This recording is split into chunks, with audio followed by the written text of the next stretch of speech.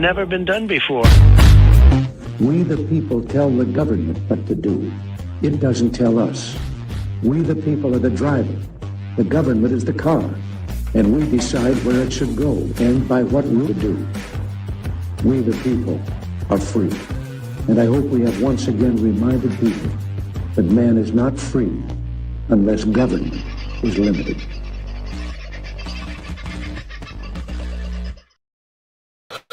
Oh, there I am, hiding down the corner. How are you, folks? Hope you're doing all right and getting through your Wednesday. It is today, isn't it? Just like Aussie Sue says, don't forget to like, share, subscribe, please. We are welcoming a whole heap of new subscribers at the moment, so thank you very much.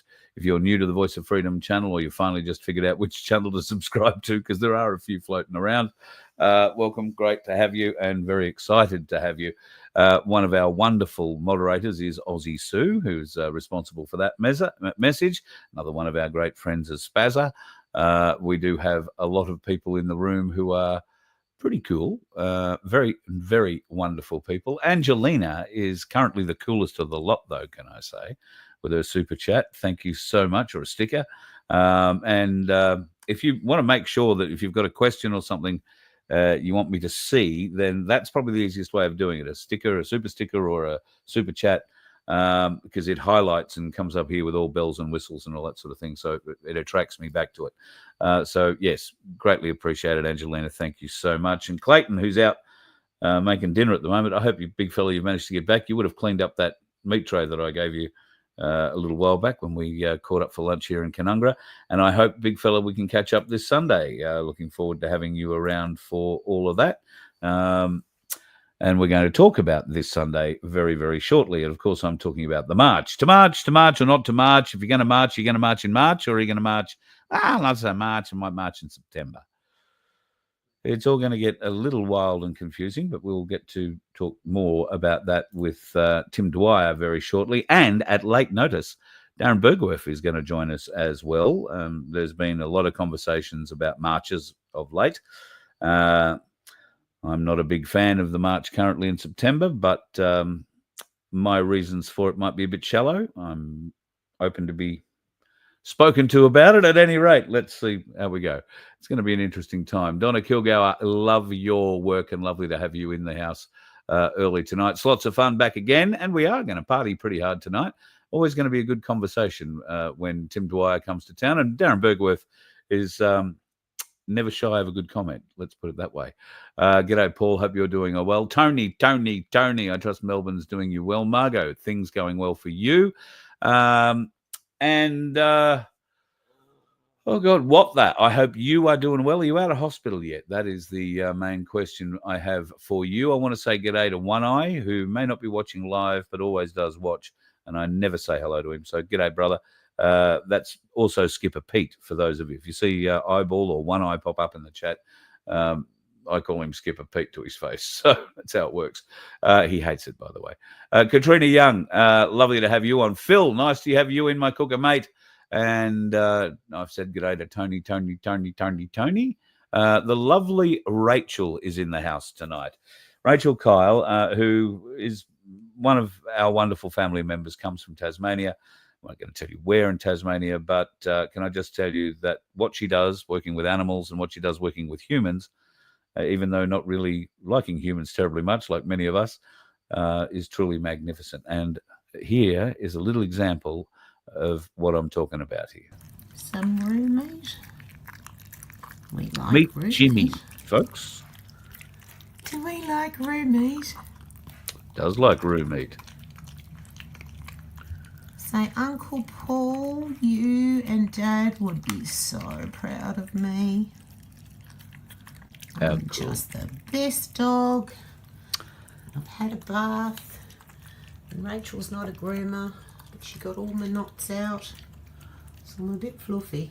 A bit of work involved in that. Bit fluffy is right. Jimmy, for those of you unaware, is the dog formerly owned by Jeff, Black Sheep's father. Jimmy is a little boy dog. Black Sheep has a rather large female dog. and it's very difficult to keep the two apart. He has been doing so, but it has been a struggle. And I mentioned this yesterday when Paul rang me and said, any chance we can find a home for my dad's little silky terrier. And the only person I could think of to ring who knows a bit about animals is the wonderful Rachel Kyle in our chat. Now, I sent her a text message. I said, obviously with what was going on with Paul and his father passing away yesterday morning, I said, he doesn't feel comfortable ringing you. She said, I don't feel comfortable ringing him on this day. Well, it turns out it was meant to be. The two of them got together late yesterday afternoon, and there was this magnificent little handover with Rachel saying, I think I might be able to find him. We ring it today, didn't we, little man? Hey? You've had a bath, you've had your hair cut, you've had all your knots taken out by a complete stranger. Hey, and you're still wagging your tail, aren't you? Look at that little tail wag. Look at that little tail wag, yes. And we've done the washing, and we've done the vacuuming. Hey, yeah, and you coped with all that really well. Look at that tail. Look. Yeah, very happy with the tail. Very happy with the tail. So there was a little puppy named Jimmy who is about 3 or 4 years old, looking for a new home in Tasmania. But you might be in for a bit of a fight, because the lady who has come forward to look after Jimmy at the moment may not be handing him back so much. Is that right, Rach? I'm not sure. He's in a transfer sleep at the moment. I think that's absolutely beautiful. Rach, I hope that it all works out. Rachel does get a few dogs staying at her place from time to time, and it might be difficult to sometimes they don't get along. So it's got to be a bit of a suck it and see at the moment. But at this point in time, I think Jimmy's pretty eager to make friends and pretty eager to do the right things. He's had a bath, he's had a clip, he's had everything taken out of him. Black sheep won't recognize him, I don't think. So I think it's a match made in heaven. And judging by the way Rachel and I were speaking this afternoon in our text, she might think so too. Nobody's telling her it's a bad idea for her to take on a puppy of her own. So fingers crossed. And what a marvelous thing it would be to have found a solution for the dog, a solution for Rachel, and a solution for Black Sheep all in one go. It's kind of what we like to build around here, unity. We want to help each other, and that's what I believe the March 31st rally is all about. Now, have you decided to go? Have you been scaremongered into reconsidering your decision? Have you decided, no, it's too dangerous to go, I'm not going to go anywhere near it? Well, tonight we're going to talk with a couple of other people who are definitely going to it, like I am. And a little bit later on in this show, I'll tell you, if you're on the Gold Coast, how you can meet up with me, and we can travel there together if that's what you so want to do. And Clayton, who is in the chat tonight, got to figure out with you, brother, where we're going to meet so we can catch up. I know Tim and a few others who are floating around in the chat. In fact, there are 2 Tims who'll be coming at least that I can think of. We're going to have a merry little band, and every one of us will be carrying cameras if I can manage it. And we won't be filming the happy-go-lucky pictures that they want. We'll be filming and looking for the people who are agitating. That's part the reason why I'm going. And part the reason I'm sure why these other 2 gentlemen are poking along as well, although Tim Dwyer may well have the opportunity to get up on a stage and make a speech or 2, and Darren Bergwerf will simply be going to wave his flag, which is the same as my flag, which probably isn't the blue friggin' flag there seems to be a great deal of dissension about.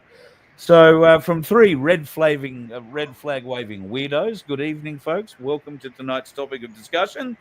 To march, not to march, is it all too much, boys? I don't know. Let's start with you, Tim. Thanks, Carl. Hey, Darren, how you doing? Good, Tim. How are you, mate? Yeah, top of the world, mate. Top of the world. To march or not to march? This is the question.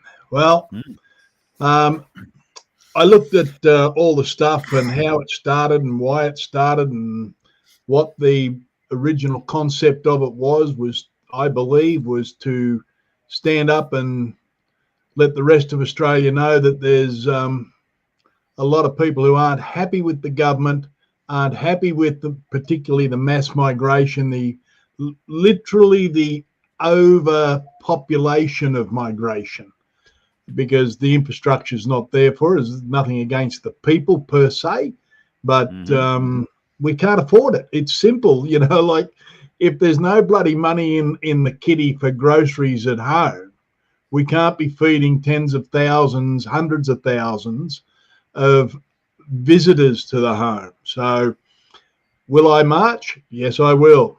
And will I carry the flag? Yes, I will. Will I have my camera? Yes, I will.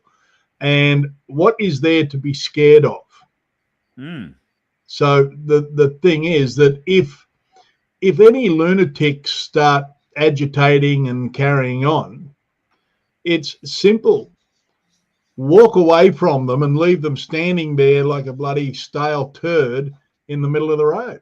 Turn your back on them or shame them, point at them, shame, shame, shame, turn your back on them. Yeah, walk away from them. Yeah, if they're going to create problems, then I would ask the good Aussie men who claim to be turning up in their tens of thousands to this event, then I would ask the good Aussie men just to simply surround the people being idiots and enclose them, move in on them, get close enough to give them a hug. Just tell them it's not the way, brother. This is not the way. But give them a hug, support them. I think also, Carl, the interesting thing here is that I think we're going to find a lot of families at the rally. I'd like to see a lot of families. And when you're in a group, like I remember when the rallies were on previously, a couple of years back, and you see families walking along, little kids, all this sort of stuff, it demonstrates to those who are not at the rally that this isn't just about adults, men. This is about the entire structure of our country, where our family are there en masse saying, we, the people, have had an absolute gutsful of every aspect of government, ignoring every aspect of our concerns. But this march on the 31st seems to have been steered, be that by the organisers, and I don't necessarily believe that to be the case, or steered by mainstream media. I'm not going to put this up. Oh, no, that's the wrong one. I think this is the one I want to put up. So this is for the Belmore Park event in Sydney. Now, big business wants endless immigration or endless migration, whether it's Coles or Woolworths, big banks, Harry Triggenboff, the universities, the Business Council of Australia, they all want it. And to be honest, this is a bloody great reason. They all want more people to move here because every person is another 365 days worth of food, another mortgage, another cost on the nation, where money you'll get a job, you'll pay tax, more money comes in. This has become a business arrangement for the government, who we know are here unlawfully and occupying us unlawfully. But if we're going to go and march, we can't blame the people who are taking advantage of this illegitimate government's largesse and our money that they're handing out overseas. And we're just seeing the end result walking through the arrival doors at airports all around Australia. It has to stop with the government. So I'm wondering why, this March 31st march was announced, and yet there has been such division and angst put against it because of the word migration or immigration, Darren.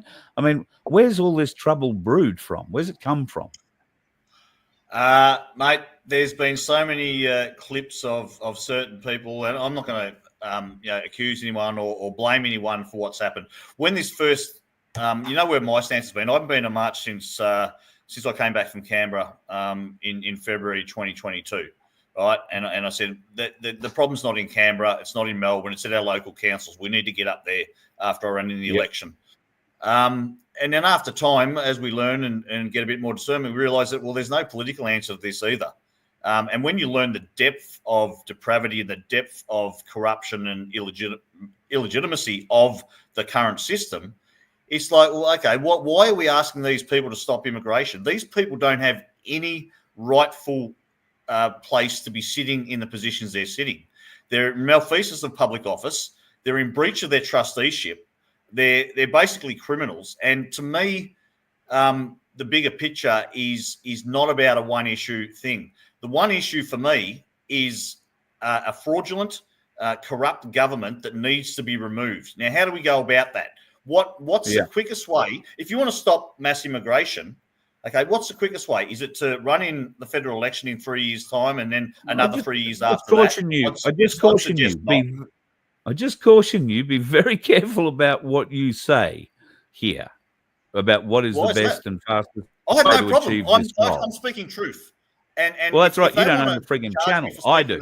So I'm asking you to be very careful of what you say, because you could find yourself in court under very serious charges very quickly.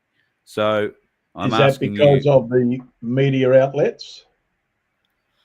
Well, the media outlets are obviously part of it. Well, they're a large part of pushing the propaganda and whatever false narrative wants to be pushed forward.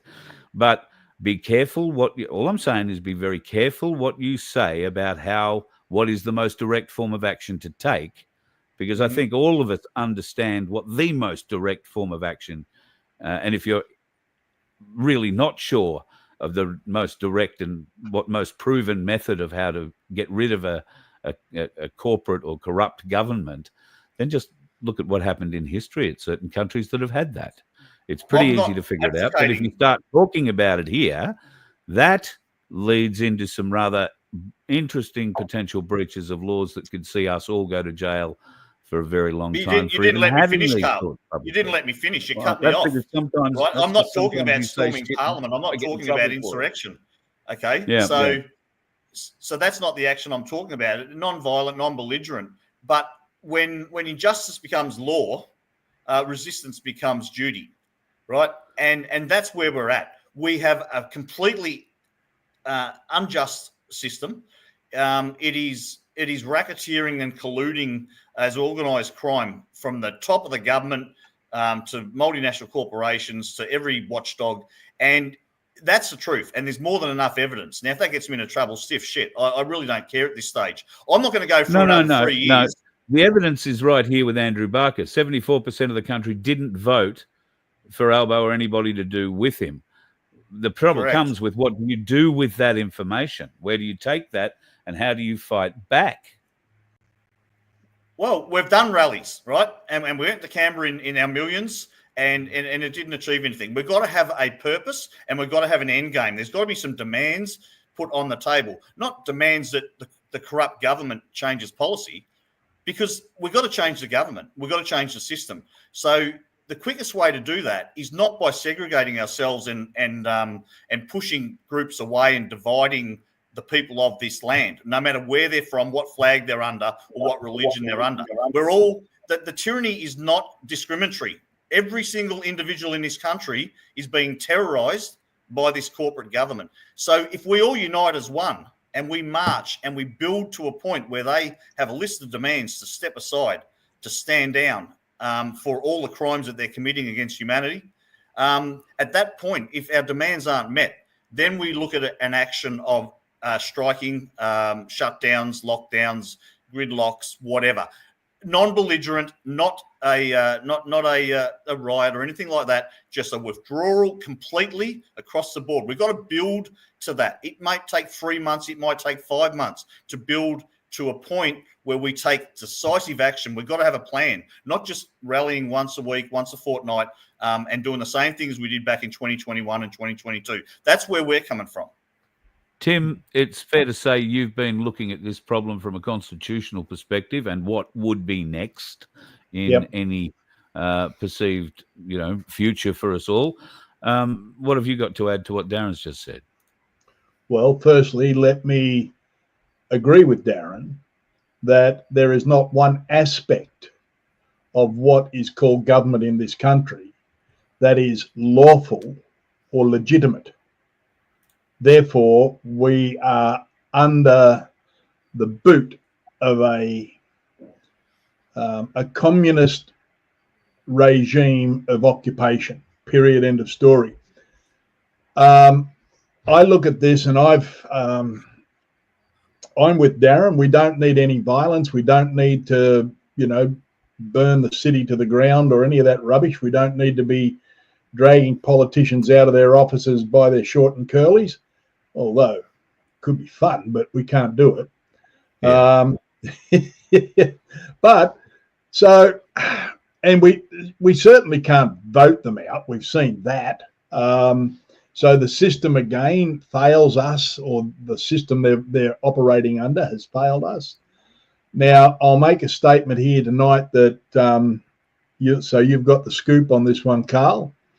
One of the things that I was trying to do was to put together, there's 30 of us who wanted to have our oath of allegiance heard by the office of the Archbishop of Canterbury, who has the authority under law to hear the oath of a king, and he also has ecclesiastic authority to hear the oath of the king. And we wanted 30 of us to have our oaths taken and witnessed by the Archbishop. Well, unfortunately, at the moment, the Archbishop's office is empty because the Archbishop retired, and they're in the middle of electing a new one.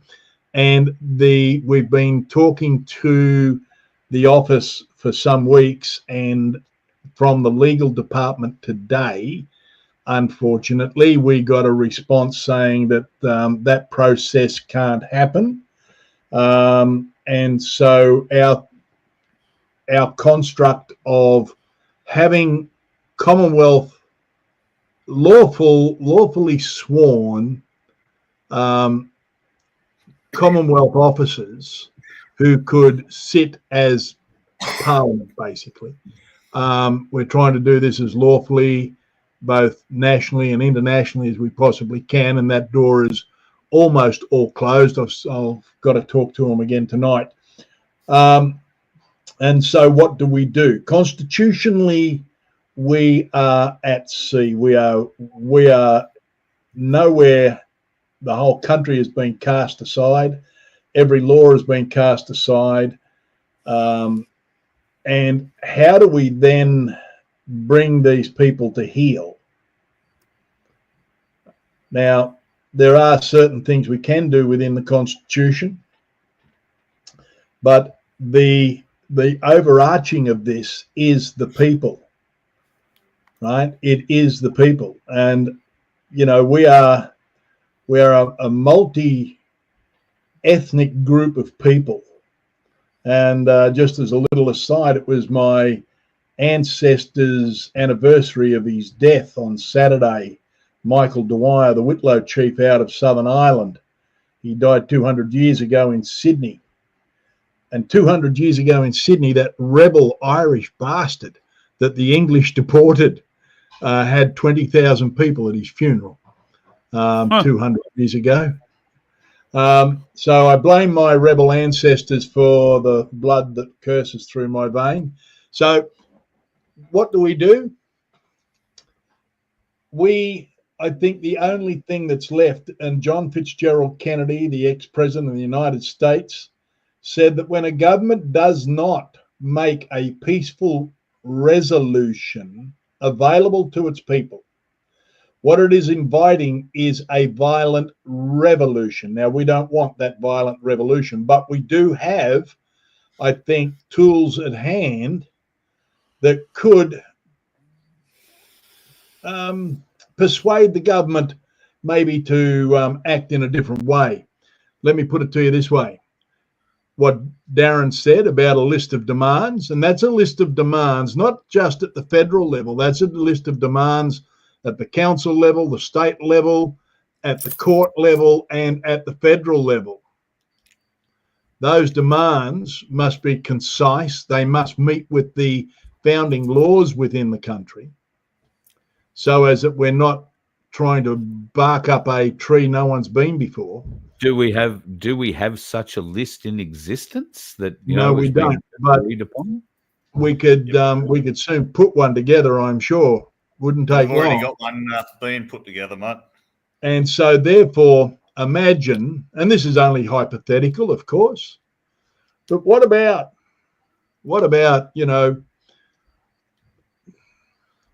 if the highways all slowed down? What about if the traffic in town wasn't doing 50 k's an hour, it was doing 40 or 30? What if out on the freeways through Melbourne and Sydney, what if everybody, instead of doing 100 k's an hour, was doing 80 k's an hour? And we literally slowed everything down. We jammed everything up. We're still moving. We're not blocking a highway. We're still traveling. But we slow the whole program down. What about, and it's no good saying boycott this supermarket or that supermarket, but what about if their supply chain was blocked? The most effective strike in Australia ever. Right? What if the supply chain was literally shut down until, not for this day to this day, not from the 5th of the month to the 10th of the month, but from whatever date. Not 1 day a week. No. On a day across the country, the structure stops. Now, the supermarkets have got enough food for a few days. The toilet paper will be first to go. Then will the people turn on those? You've got to build up to this and prepare people to be you do, Darren. ready for it. Hang on. But see, I'm sitting 20 feet from a container that's full of friggin' food that's been waiting to be eaten for the last 4 friggin' years. But see, I mean, I'm ready. There's plenty prepped, right? But the rallies, from my perspective, marching on Sunday, it's not about waving a flag at an empty bloody building or an office. The rallies are about building cohesiveness amongst the people so as that everybody knows that they're not the only one out there. They're not alone. We are a unified group of people that strengthen each other's hearts and minds because we all feel the pain. The rally's not about complaining to the government. The government's never going to bloody listen. They've never listened in their entire life. The only thing they've got ears for is so as their bedmate can grab them. True that. Well, it's about building unity, and that's why, when I first looked at this, we're having another march for Australia on September the 13th. Yay. No, because I watched the shit show unfold. You say that it's all for unity, because I'm afraid that was the last thing on the minds of the organisers of this thing initially when it was set up. So I'm all for hearing it, but it wasn't there. They weren't anything about unity to begin with. I just want to be very clear on that and make sure everybody remembers it. So what's played out over the last 2 weeks has been pretty much, it's been ridiculous, and I've just sat back. I haven't come out publicly and said anything to anybody about what they've said, what they're doing, or anything else. I've just looked at it unfold. I was going to get back involved when I seen the groundswell of support. I thought, okay, maybe it's time now. Maybe it's time for that to rebuild the momentum we had in 2021 and get something happening. So I was initially going to get involved very early, and then I thought better of it. And I sat back and I watched, and I thought, you know what? I just going to, these people are eating each other alive, and I just stood back and I let that unfold. And I thought, this is bullshit. And then more came out about the connotations, and then more speeches come out about this, and you can't bring this flag. And I thought, okay, I don't want anything to do with it now.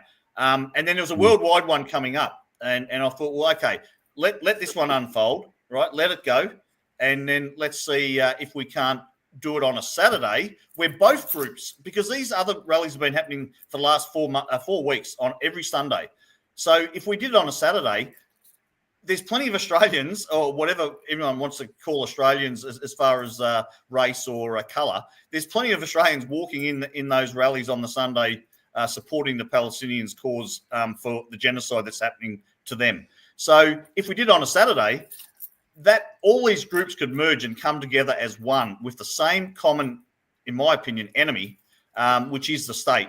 And I don't understand why they couldn't all come together on March all of 31st. us. I don't understand why they all couldn't come together on March 31st under the same banner that you're saying. Admittedly, somebody's come out, and I don't know who it was, whether it was Beck Freedom or somebody else came out and said, only bring the blue flag. Well, if you're trying to unite people, don't go dictating what you can and can't. If you don't understand the difference between the red and the blue flags, and there are a couple of red flags that cause consternation, just so you know, people, if you're not interested, or you are interested. And I'm going to be taking the real Australian flag, as I know you two gentlemen will be doing, and it's red. And it has 9 stars on 9 points on 1 star, and then they go backwards from there as you count around the Southern Cross. It's not real hard to discern the difference, but maybe you might want to learn why. And I think it's okay to ask that question. If you're holding your blue flag and I look at it and say, well, what are you doing with the blue rag? I won't do that because that's probably a bit angry to approach it that way. But if you ask me and say, why are you carrying the Navy flag, for instance, as it's quite often confused for, I'll explain the difference, hopefully politely, and leave you people with enough information to go away and find more truth for themselves. Because as we've all learned, there's no point hammering the pill through these people's teeth. They don't get enough of it inside them. They have to be open up to receiving the information themselves, and we've got to point them in the direction. Hopefully then they will, come over to our side and ask a few more questions. That's the plan. So if the flag issue is the biggest issue that's been consternation for people, put it out of your head.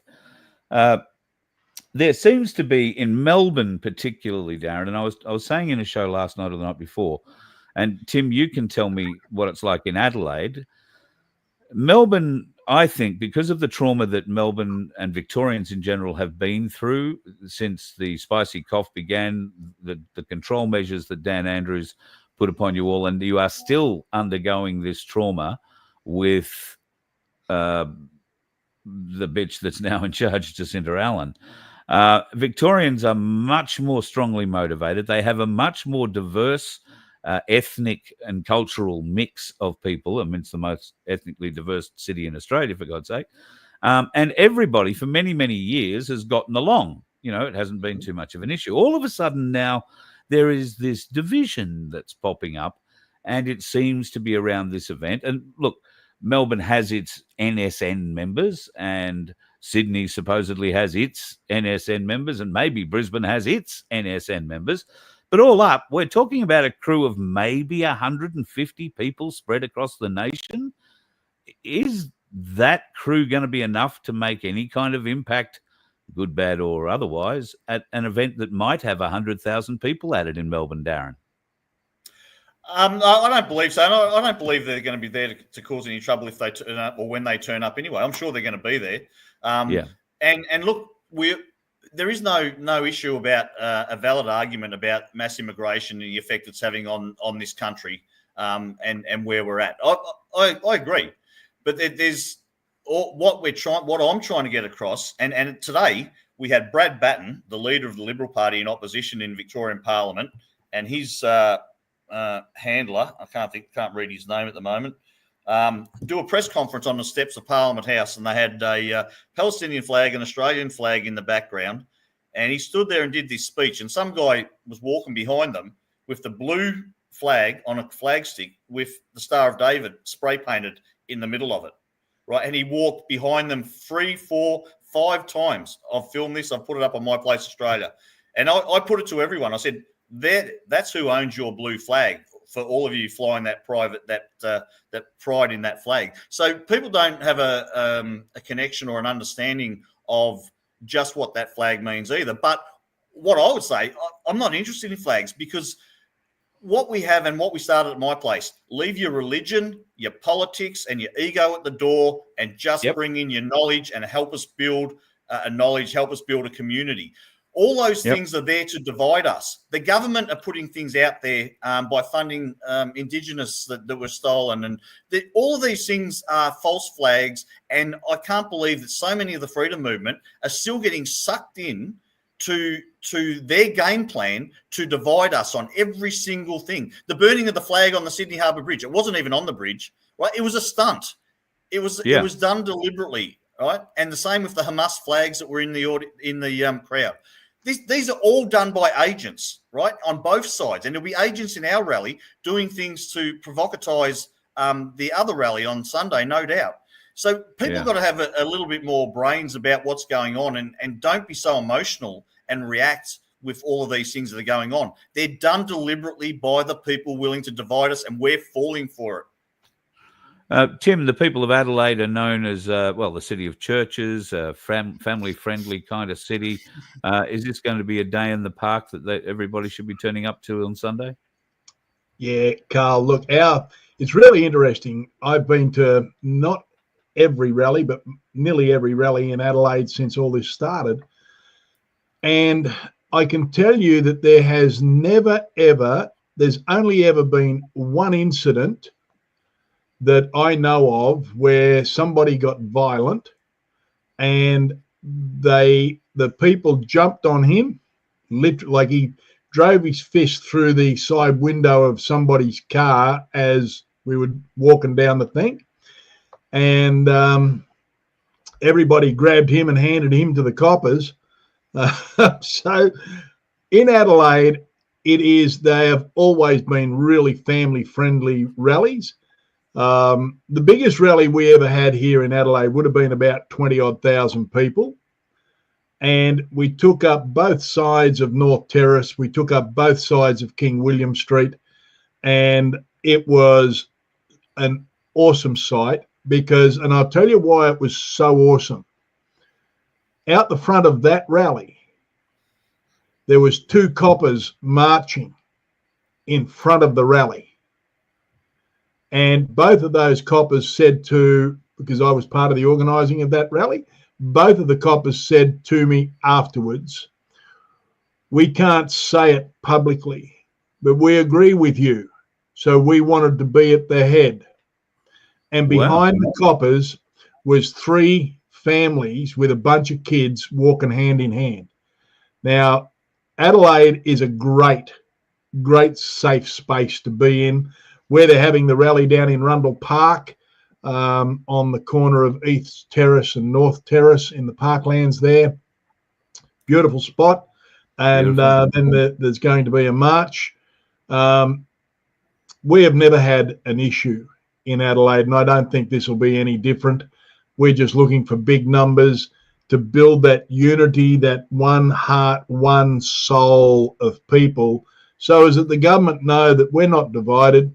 You're not going to drive a wedge between us. We are the people. Whereas the people, and that's us, not just in Adelaide, but all across the country, no matter where you've got a lot of people here in the chat, Carl, and every one of these people have got a family. They got a brother, a sister, a mother, an uncle, an auntie, a son or a daughter, cousins. And every one of these people in their mind and in their heart only want the best for the future of them and their families.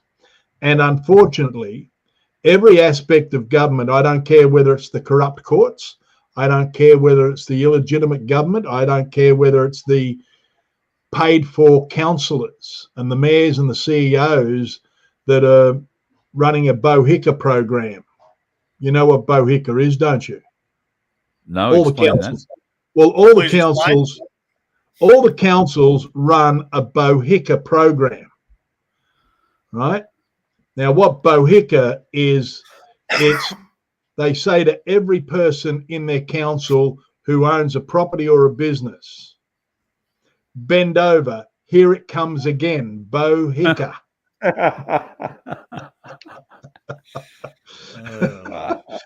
But every one of us that are going to be on that march, whether you're in Melbourne or Sydney or Brisbane, Townsville, Cairns, Perth, it doesn't matter where you are. All we want to do is show one thing. We want to show the government, your day is done. We've had a guts full. And when we, the people, really come together, when we, the people, really unite, When we, the people, won't put up with any more of your crap, you've got a problem.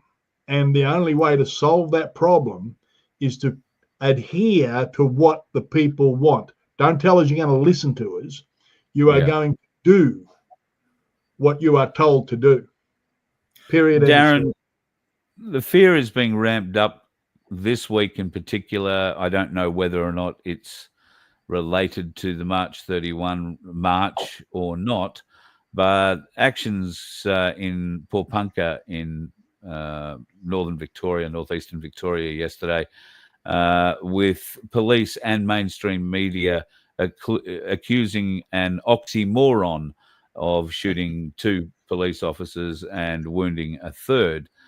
I think wise people would be questioning the mainstream media narrative, and do any of us actually believe what the media and the police would say about this? Am I being far too skeptical, or is this a sort of a feeling through Victoria as well that we don't know the truth about what happened with Desi Freeman? We don't know. There are some eerie similarities with the mainstream media narrative around what has supposedly gone on with Desi Freeman, and that involves, sexual abuse.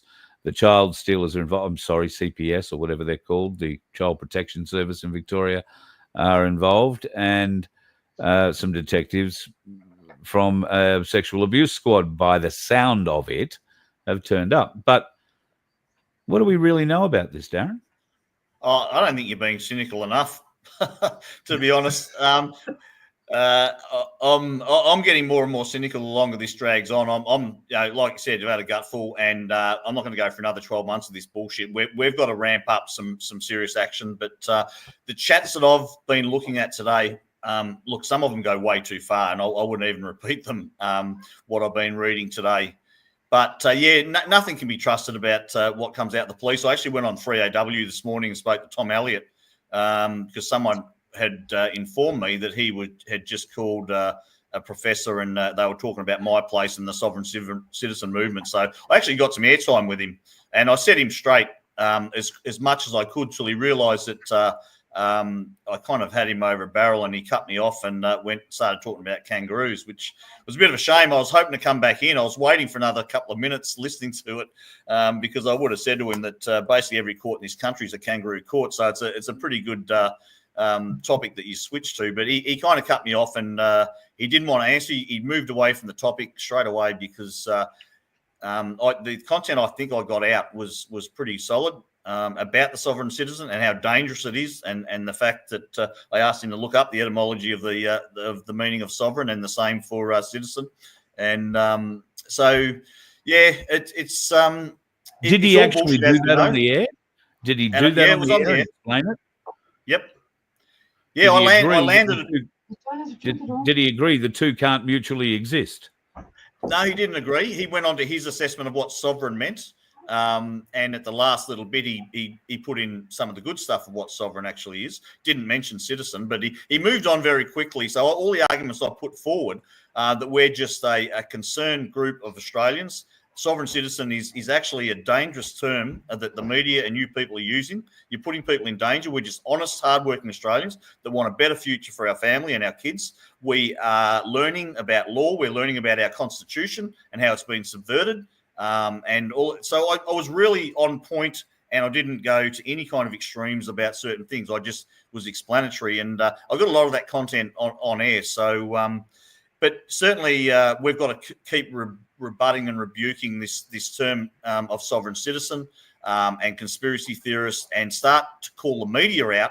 And potentially, I'm at the point where I want to build a team to do a class action against malfeasance in office for the media. Because they are actually complicit in they're not doing their job as their charter directs them to do. They are certainly a narrative propaganda organisations, all of them. And unless we start to actually get on the front foot against the media, and also at the same time build a rapport with the police over the next 3 or 4 months, when we build to our crescendo of action that we may take if they don't stand down, the police need to be given a brief of evidence of the crimes that they're committing, who they're working for, right? A really solid one that they actually start to listen. And when the time comes, if you don't turn your back and take your hats off and stand with the people or not turn up to work, you're going to be judged very poorly, because whatever you think, this is going to flip. The world is changing, and this is your last chance to get on the right side of it. So we've got to try and get the cops on board to stand with the people when the action that we believe we may need to take actually comes to fruition. Tim, the ABC put South Australia firmly on the map last week when they Four Corners came to town and did a sovereign citizen hit job. Johnny Q, they lined up very nicely. He went to court quite happily and lost beautifully for them in front of the cameras. And I got the feeling that we were patted on the head, the movement, I mean, being patted on the head. They sent a bloke who comes from a country that's never heard of Magna Carta, much less knows how to spell it or understands what it means for common law. So the fellow who actually went and did the whole thing, I don't think he had much of an interest in. Well, he might have thought it was fair. I thought it was juvenile reporting. Tim, what's your thoughts on it? Yeah, look, Carl, I started watching Four Corners, and I felt sick. I literally wanted to go out the back and let it rip, but I sat through it. I had to go through 3 different things to go and remember or get my iView password sent to me. It's been that long since I've looked at anything on the ABC. So I watched it, and from my perspective, I think you're right. They picked the reporter who wouldn't know what an Australian constitution was. He's never heard of it. But I've spoken to Johnny since then, and he did mention the Constitution and this and that and every aspect of it. Yeah. None of that was put into the report. I think Johnny, from the Four Corners perspective, was used as a sacrificial lamb in that report. Yeah. I do not know, and I've spoken to the guys in Western Australia, the sheriffs, and, I don't think that I don't understand why it is that anybody today would think for 1 minute that if you speak to a mainstream media reporter, no matter how nice and how polite, and no matter what they say, oh no, we'll be fair and we'll play it this way and we'll do this and we'll do that. You got to remember the tale of the frog and the scorpion, right? The scorpion promised the frog he wouldn't hurt him if he swam him across the river, and the frog said no.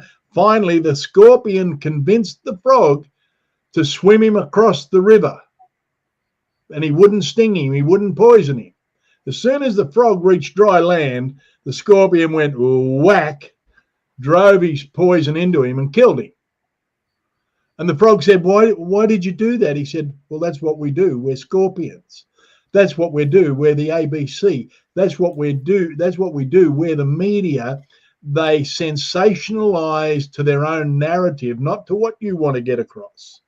I had a friend in Melbourne many moons ago who built a retirement village. The village is still there, but they did a report on him and bastardized him to the point where he lost everything. Right? The ABC.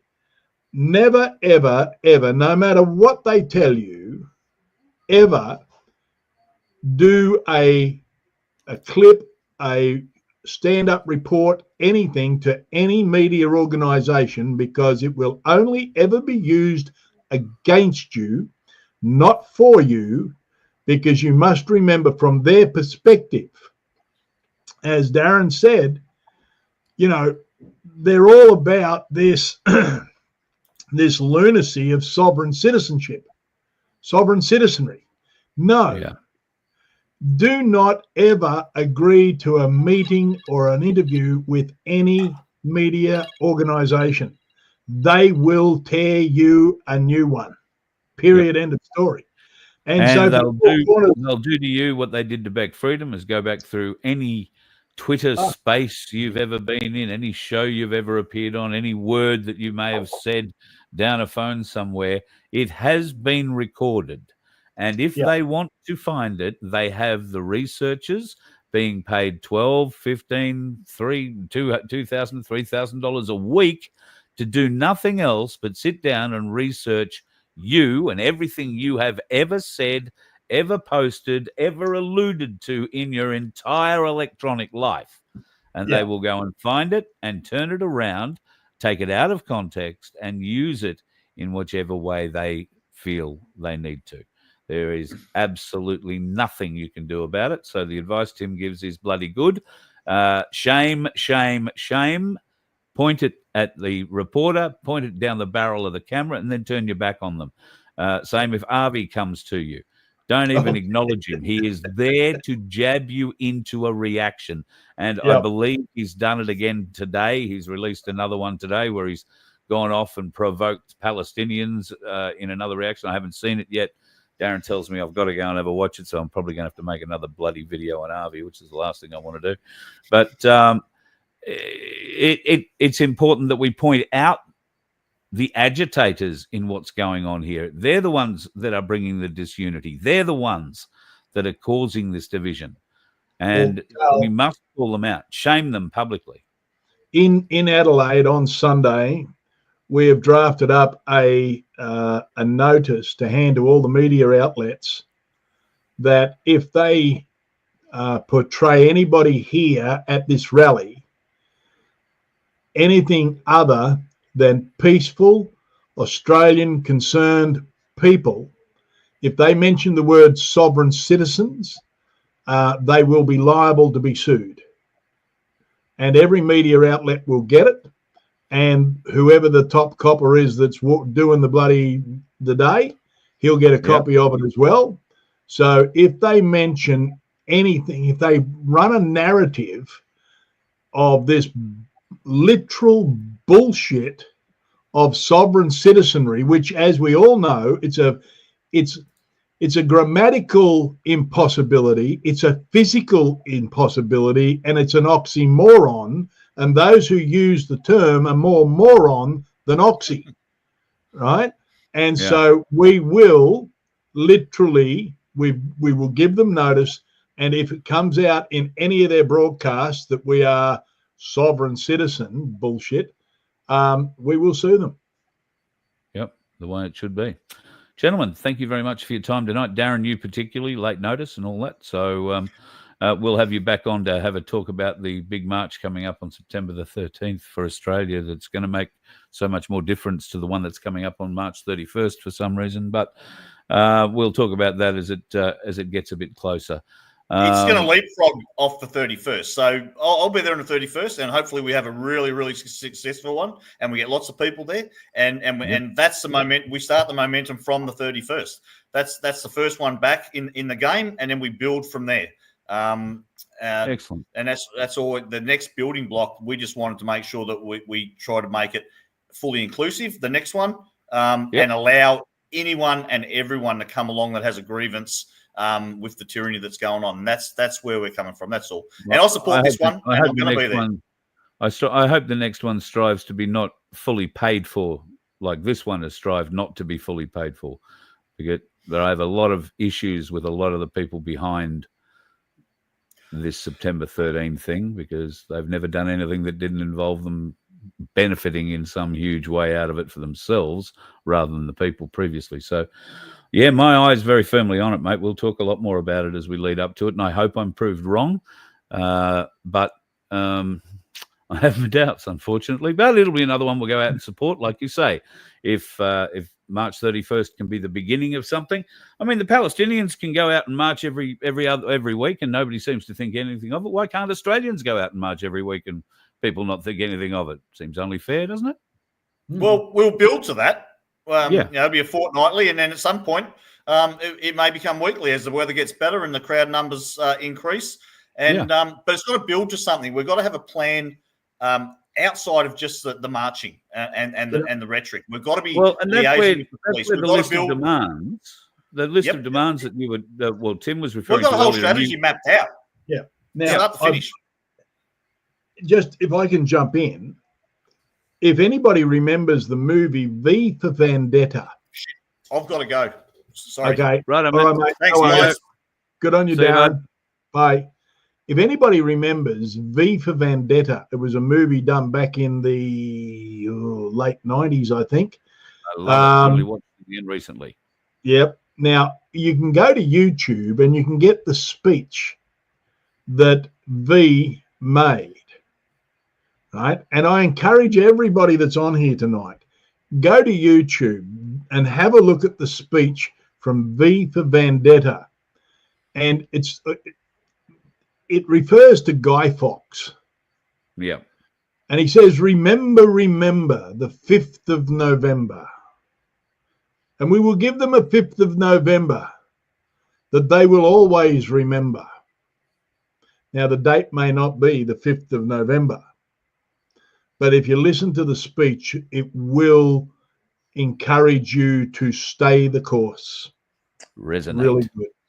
It'll resonate strong. 100%. 100%.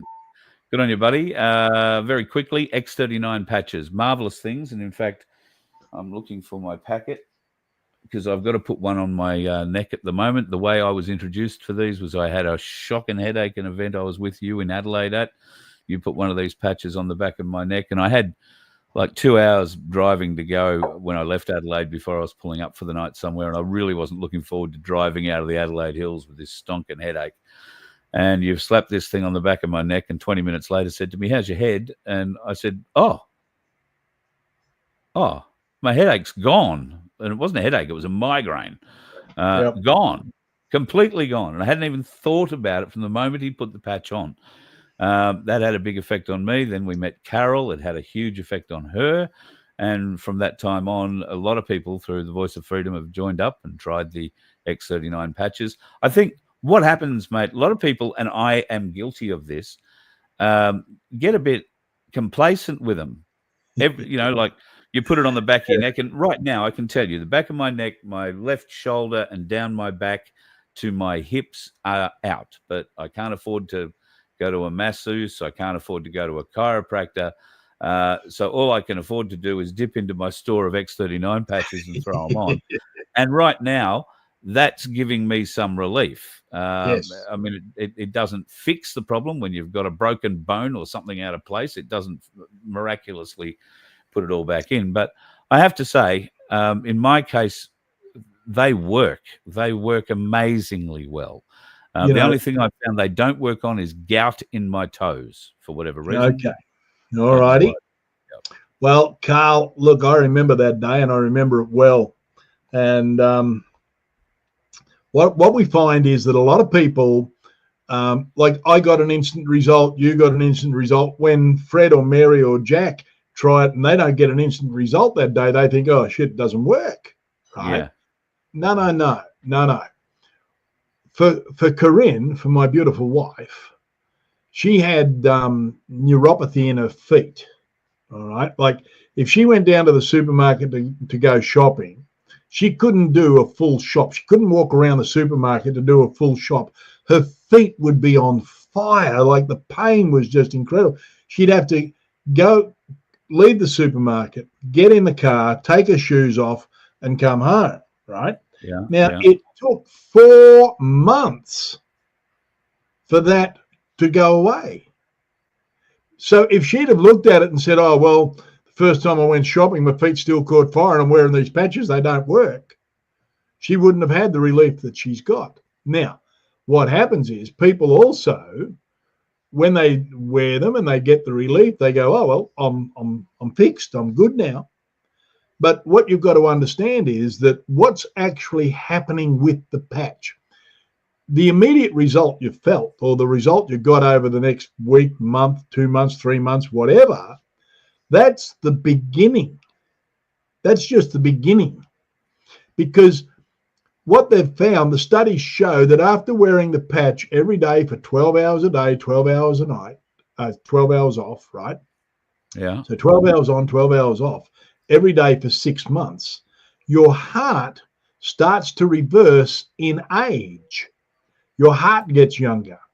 Your bone density gets stronger. The collagen increases in every aspect of your body, in your muscles, your sinews, in your skin, the whole lot.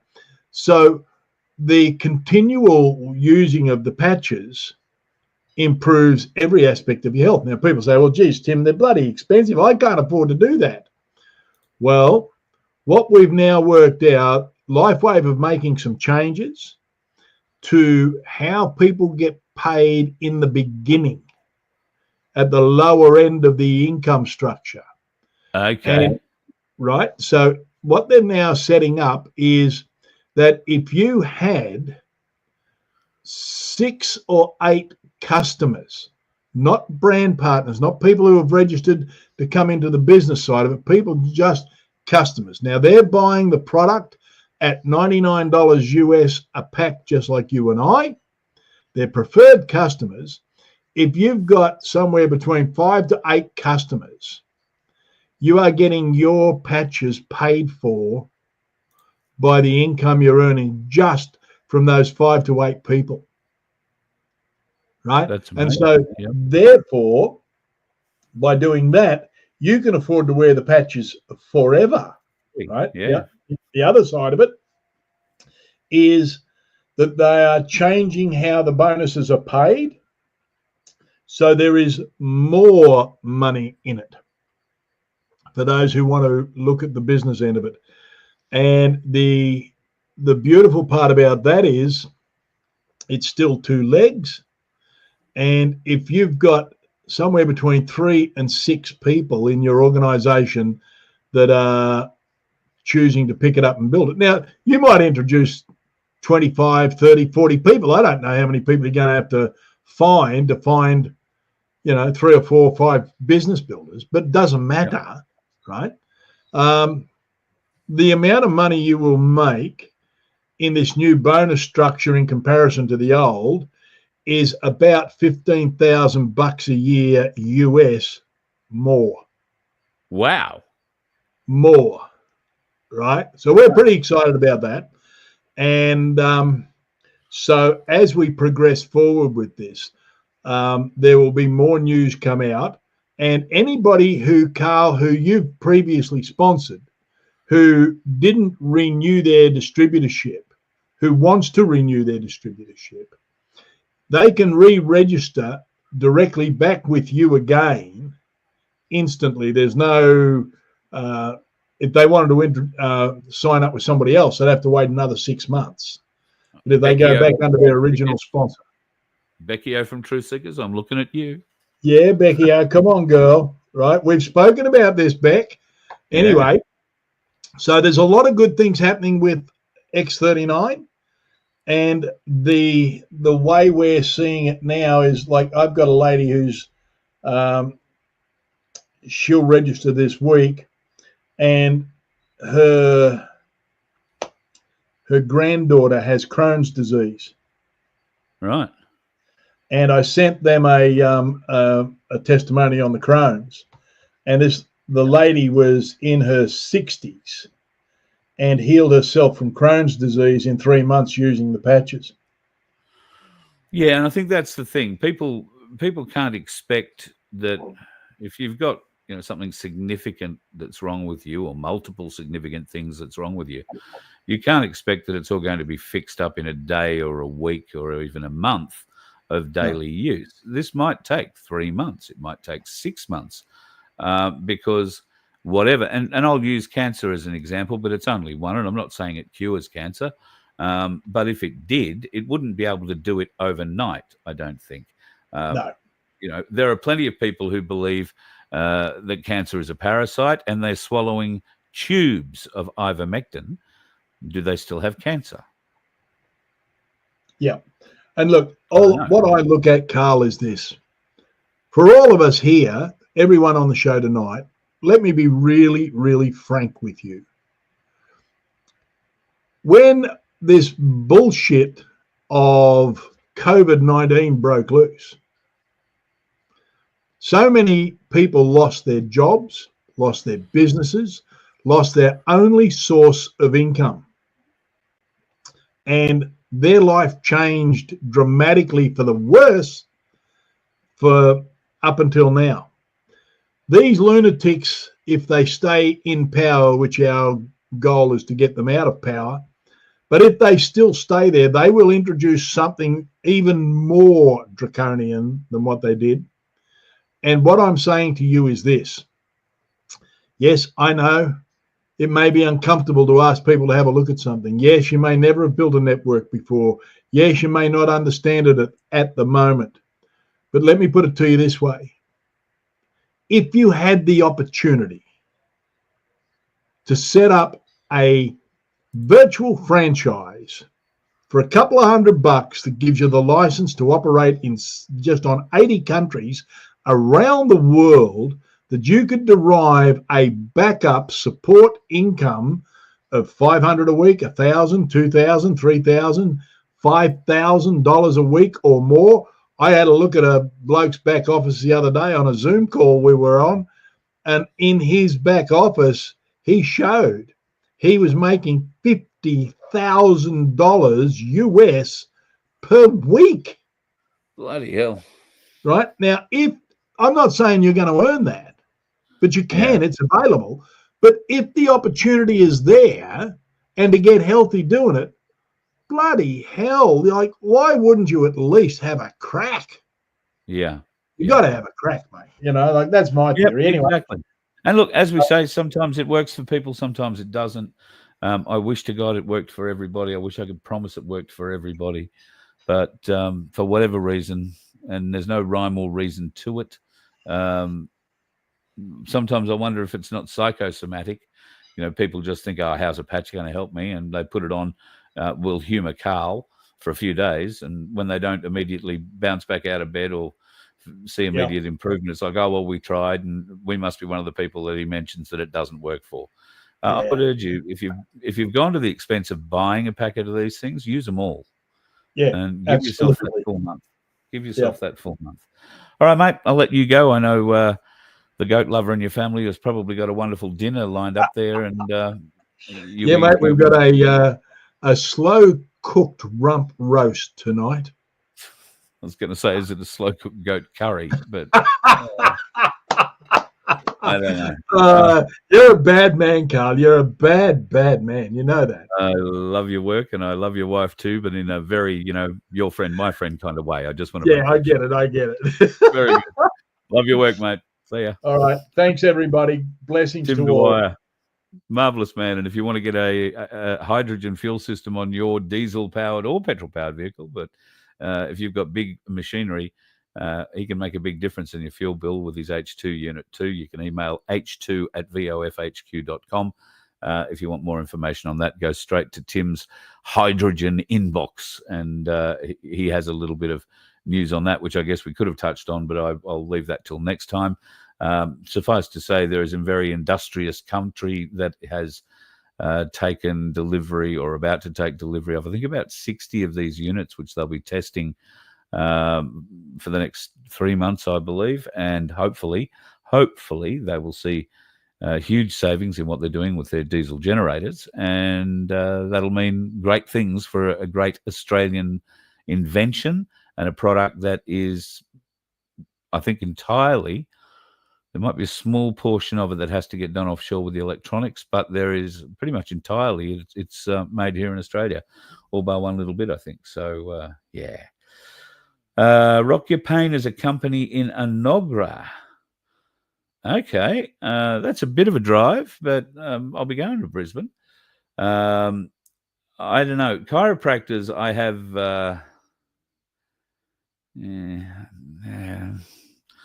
sometimes, and this is getting to that point where normally I can fix myself some way, shape or form.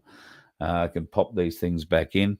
I'll give you an example. Sitting right behind me at the moment, I have one of these big rolls that you roll around on, and I've got that sitting in the back of the chair trying to push my spine forward, if you like, because at the moment it feels like I've popped it out the wrong way, and my left shoulder has been carrying on for the last week or so, all at a time where I need to be rather energetic and go and pack things up like the bus so I can get to Canberra and help out Paul Offey.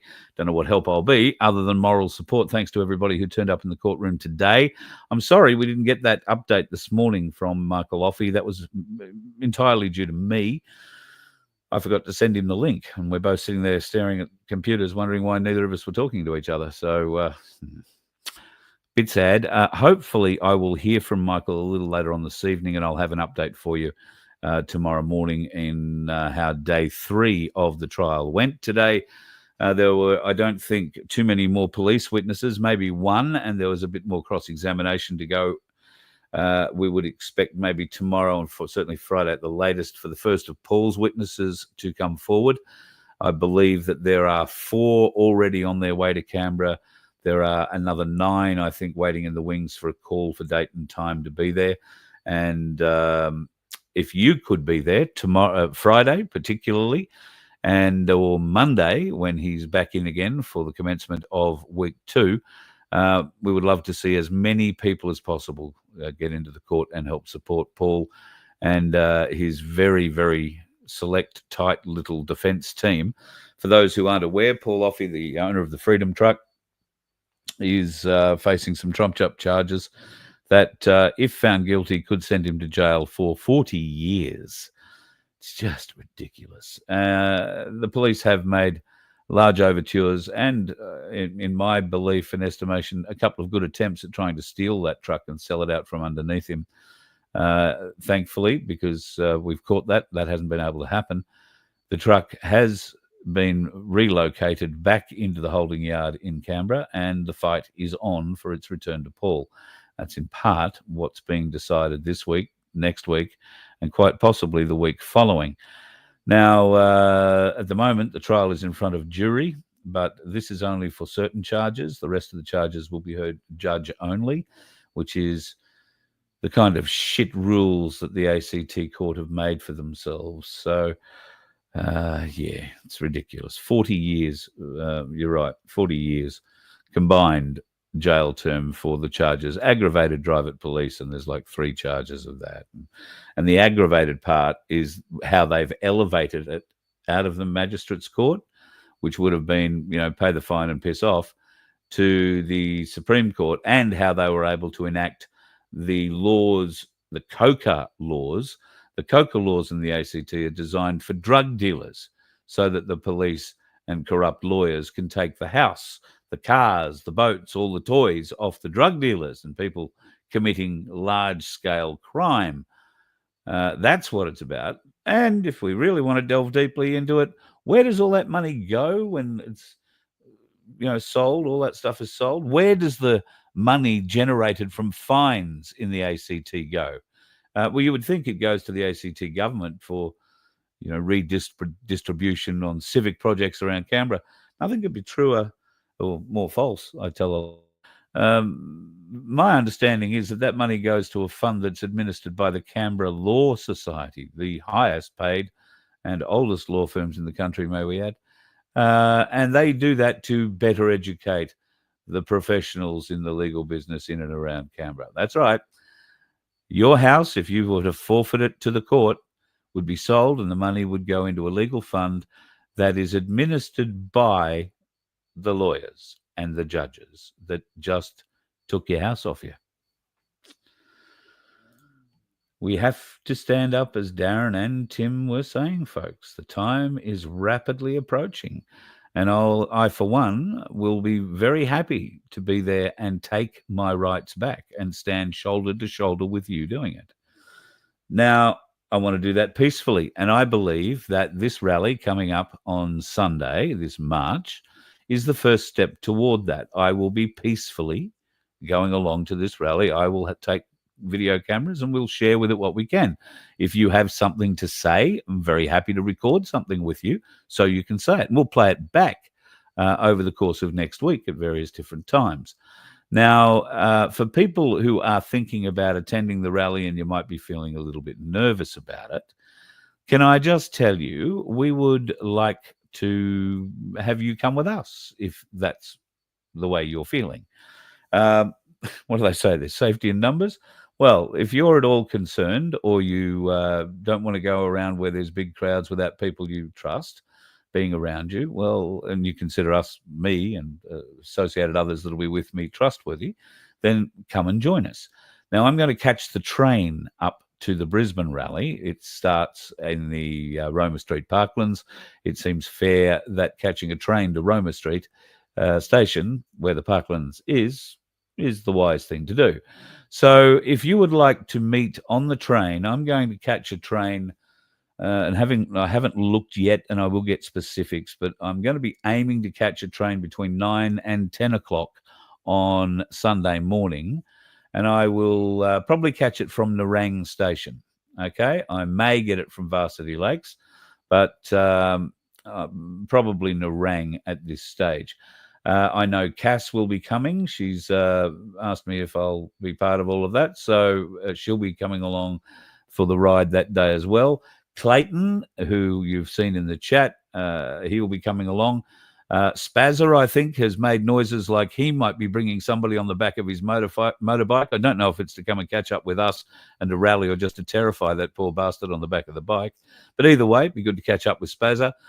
Tim from Munrooban, who you'll learn more about in the coming days, weeks and months. Tim is going to be popping in as well. I'm going to ring Laura and see whether or not she wants to come and march with us as well. She might be working, which might make it a little difficult. But if you want to come, then pretty easy. Meet us at either Varsity or at the Nerang Station. I don't know what the weekend trains are like, so I'm going to say there'll be one an hour. I don't know if it'll leave at 9:05 or 25 to 10 or whatever it does. But we should be in Brisbane before 11 or 11:30 at the absolute latest, and it's a 12 o'clock start in the Parklands out the back of Roma Street Station, so we don't have far to walk. If you are not travelling on that line and you want to catch up at the march, well, I'll be carrying a red ensign, so that may not help because I'm only 5'0", and there are much taller people around. You might find it difficult in the crew of however many thousands of people are going to attend to catch up. What I will do is do various lives at different times off the phone and try and give you an idea or an indication of whereabouts in the crowd we are. Clayton, who is in the chat and I keep mentioning, is probably going to be, if we manage to find each other, something of a beacon, and I mean that in the nicest possible term. But Clayton is over 7 foot tall, I think, and he tends to stand out in a crowd. So keep an eye out for a Wookiee walking around, and there's half a chance that you've found Clayton, and I will be somewhere around his hip height. Not too far from him, I would say. So we would love to see you, and if we can catch up, wonderful. As for infiltration at this event, I don't care if it's infiltrated or not. I'm going for the right reasons, as I believe most Australians are. I'm going because I believe in the Australia that I grew up in. I believe in everybody gets a fair go. I believe we are a Christian Western democracy, and I believe that our Christian Western morals are being usurped by a government that does not listen to anything its people are saying. And if you need further evidence of anything in that regard, you need only show that less than 26% of the country voted for the Albanese regime that has been foisted upon us. Less than 26% of the country. Now we have to change that. We cannot have an illegitimate bunch of foreign, well, you know the F word I want to use. We cannot have them in control of this country any longer. We cannot have them disrespect us in this way any longer. It has nothing to do with the color of the person coming off the plane, boat, or kite that is bringing them here. That doesn't matter. How they got here, how they were funded here, how we are paying for it, and how the Australian government, supposedly in charge of looking after us, managed to do that with our money and not telling us, well, that is the issue we need to sort out.